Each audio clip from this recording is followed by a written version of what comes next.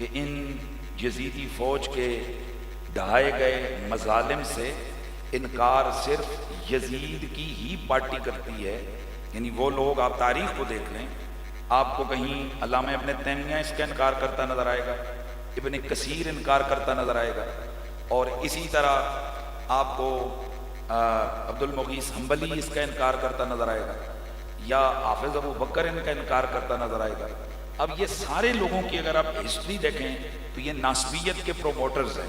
یعنی اہل بیت سے ان لوگوں کی ٹکر چل رہی ہے، اہل بیت کی مخالفت میں یہ لوگ سرگرداں اور بڑے بڑھ چڑھ کر معاملات کر رہے ہیں. تو ظاہر ہے جن لوگوں کا بنیادی موٹو یا بنیادی جو مقصد ہے وہ یہی ہو کہ انہوں نے اہل بیت اطہار کو دبانا ہے اور ان کے دشمنوں کو اٹھانا ہے، تو انہوں نے تو ہر اس چیز کو ہائی لائٹ کرنا ہے کہ جس میں اہل بیت اطہار کی عظمتیں کم ہوں اور ان کے دشمنوں کے حوالے سے مسلمانوں کے دلوں سے نفرت کم ہو.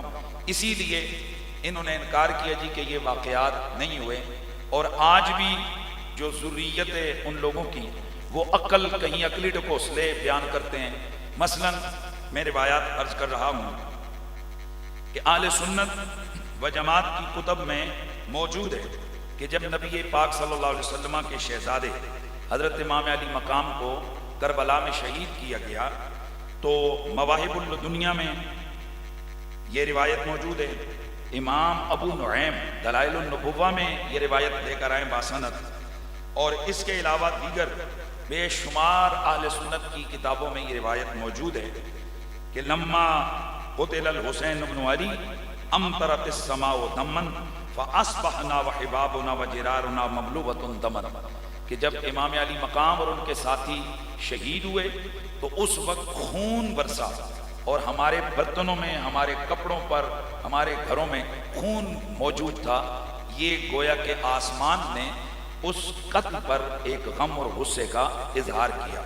اب اسی طرح کی روایت مستدرک علی الصحیحین میں ہے، اور حافظ ذہبی سیر اعلام النبلاء میں لے کر آئے ہیں کہ اس دن یعنی 10 محرم کو جب امام علی مقام اور ان کے ساتھیوں کا قتل ہوا، شہادت ہوئی، تو بیت المقدس کے اندر پتھروں کے نیچے سے خون نکلا. کیا ہوا؟ پتھروں کے نیچے سے خون نکلا. اب یہ ایک واقعہ ہے، اور اس میں ایک گنا مذمت ہے ان ظالموں کے ظلم کی کہ یہ جو قدرت ہے یہ بھی نفرتوں کا اظہار کر رہی ہے ان ظالموں کے ظلم کے خلاف. اب اس کو مان لینے میں حرج کیا ہے؟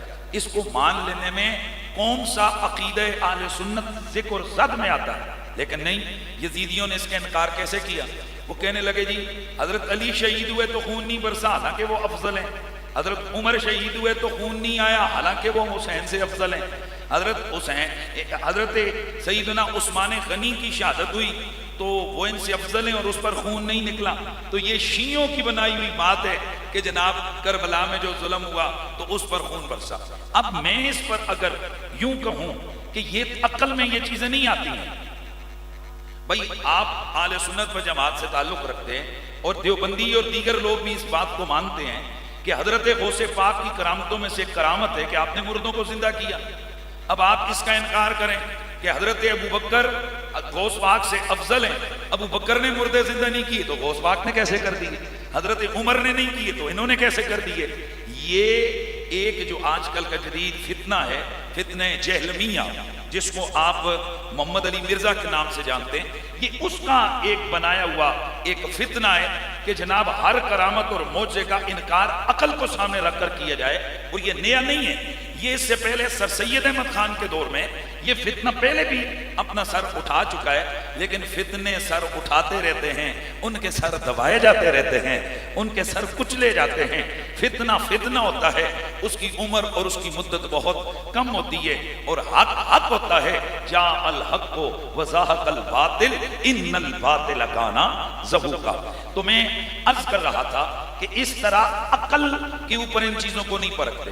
مثلا اگر میں اسی کو یوں بیان کروں کہ بھائی بتائیے، جس وقت جنگ احد کے لیے رسول اللہ، جنگ خندق کے لیے رسول اللہ صحابہ کی ہمراہی میں خندق کھود رہے تھے تو بھوک کی وجہ سے آپ کے پیٹ پر پتھر باندھے تھے. یہ صحیح سند سے روایتوں میں موجود ہے. بھائی بولیے نا سبحان اللہ کی بات. یہ صحیح سند سے روایات میں موجود ہے کہ صحابہ بھوکے تھے، رسول اللہ کے پیٹ پر بھی بھوک کی وجہ سے پتھر بندھے تھے. اچھا پھر بخاری مسلم ترمذی ابن ماجہ میں موجود ہے کہ میرے حضور کے گھر میں بعض اوقات فاقے ہوتے، اور بعض اوقات سیدہ فرماتی ہیں ام المومنین حضرت عائشہ کہ کئی دن ہمارے گھر میں چولہا نہیں جلتا. یہ بات کنفرم ہو گئی.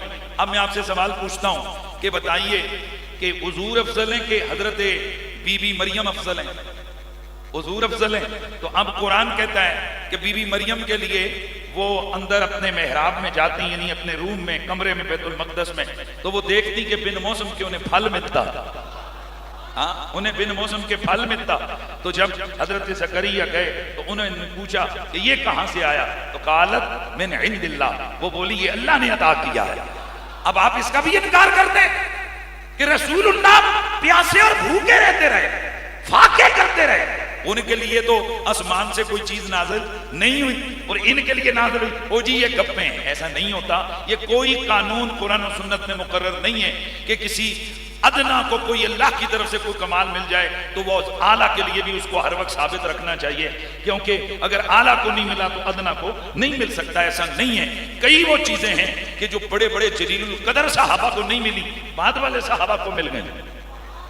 کئی وہ چیزیں ہیں جو صحابہ کو نہیں ملی، بعد والے اولیاء کو مل گئی. تواتر سند سے روایات سے ثابت ہے. لہذا یہ کوئی ایسی بات نہیں ہے کہ اگر کوئی کرامت کسی ایک میں ہو تو وہ سب بڑوں میں بھی ہو، یا کوئی معجزہ کسی ایک نبی میں ہو تو اس سے بڑوں میں بھی ہو تو تب آپ مانیں گے. جب یہ چیز سامنے آ گئی تو اب میں پھر اپنے پچھلے عنوان کی طرف واپس پڑھتا ہوں. یہ یزیدی کیوں انکار کرتے ہیں ان چیزوں کا؟ کیوں کہ ان مظالم کو جب بیان کیا جاتا ہے تو اس یزید پلید کی نفرت دلوں میں مسلمانوں کے بڑھتی ہے. اس وجہ سے یہ لوگ ان مسائل اور ان مظالم کو بیان نہ کرتے ہیں اور نہ کرنے دیتے ہیں، کیونکہ اس کی وجہ سے جو ان کا بڑے عرصے سے پلان ہے کہ ہم یزیدیت کا دفاع کرتے ہوئے یزید کو کلین چٹ دیں گے. یزید کو کیا کریں گے؟ کلین چٹ دیں گے. اور اس کے لیے یہ کئی قسم کے جناب یہ ان کے بنائے ہوئے ڈکوسلے ہیں. مثلا ایک لاہور کا یزیدی ہے تو وہ یہ کہتا ہے کہ جی حضرت امام علی مقام کی شہادت سے پہلے یزید بہت ٹھیک آدمی تھا، بعد میں خراب ہوا، شہادت حسین کے بعد وہ خبیث ہوا. میں اس کو پلید ہی مانتا ہوں لیکن بعد میں ہوا. آپ کو پتہ نہیں ہے یہ پہلے اور بعد کی بے غیرت تقسیم کیوں کرتا ہے؟ پتہ ہے کیوں کرتا ہے؟ کیونکہ وہ یہ بتانا چاہتا ہے کہ وہ پہلے ٹھیک تھا. اگر وہ ٹھیک تھا، ظالم نہیں تھا، فاسق نہیں تھا، جابر نہیں تھا، تو پھر اس کی خلافت متحقق ہو گئی. اب دوسرے لفظوں میں وہ امام علی مقام کو باغی ڈکلیئر کرنا چاہتا ہے کہ وہ تو ٹھیک تھا، اس کی بیعت متحقق تھی، امام حسین نے اس کے خلاف بغاوت کی. حالانکہ ہم کہتے ہیں، اور پھر وہ دلیل کیا دیتے ہیں کہ اگر غلط ہوتا تو حضرت معاویہ اس کی بیعت کیوں کرواتے؟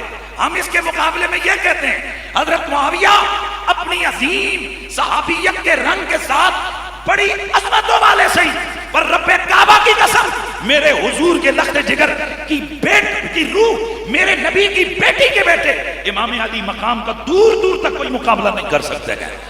اگر تم یہ دلیل دیتے ہو کہ یزید اگر غلط ہوتا تو امام علی، یزید اگر غلط ہوتا تو حضرت امیر معاویہ اس کی بیعت کیوں لیتے؟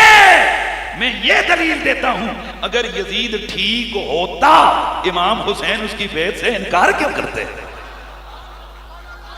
اس بات کو سمجھئے، اس بات کو سمجھئے. اگر یزید ٹھیک ہوتا، اس کے اندر خباثتیں نہ ہوتی، خرابیاں نہ ہوتی، کمینگیاں نہ ہوتی، وہ شراب کا رسیا نہ ہوتا، عبداللہ بن عباس کیوں انکار کرتے؟ عبداللہ بن زبیر صحابی رسول اس کی بیعت کا انکار کیوں کرتے؟ عبداللہ بن عمر کیوں انکار کرتے؟ یہ صحابہ کیوں انکار کرتے؟ پتہ چلا یہ پہلے سے کمینہ تھا.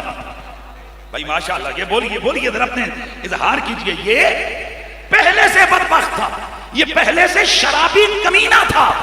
یہ ابن کثیر اتنا نرم دل ہے اس کے یزید کے حوالے سے، ابن کثیر کا، اس کے باوجود اس نے بھی اپنی کتاب میں لکھا ہے کہ یہ شرابی تھا. ابن اسیر نے لکھا ہے کہ یہ کیا تھا؟ شرابی تھا.